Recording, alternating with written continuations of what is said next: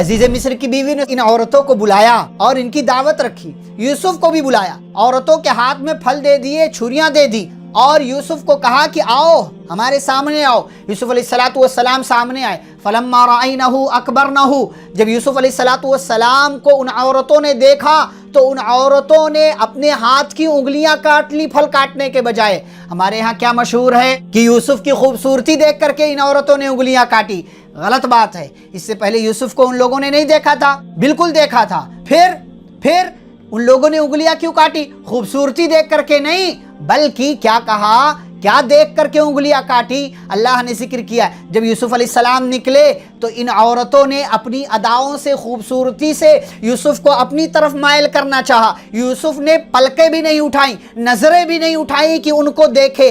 जब औरतों ने देखा कि ये तो हमारी तरफ देख भी नहीं रहा है, तो मक्कारी पर आ गई और यूसुफ की तवज्जो अपनी तरफ खींचने के लिए अपने हाथ की उंगलियां काट ली कि हमारी उंगलियों से खून बहेगा, ये बंदा फिर हमारी तरफ तवज्जो देगा। यूसुफ अलैहिस्सलाम ने फिर भी नहीं देखा। इन लोगों ने क्या कहा, मा हाज़ा बशरा, ये इंसान नहीं हो सकता, ये इंसान, यानी इतनी खूबसूरत औरतें इस कमरे में हैं, ये नौजवान इनको नहीं देख रहा है, उंगलियां काट ली फिर भी नहीं देख रहा है ये नौजवान, ये इंसान नहीं हो सकता, ये तो फरिश्ता लगता है जिससे कभी गुनाह ही नहीं होता।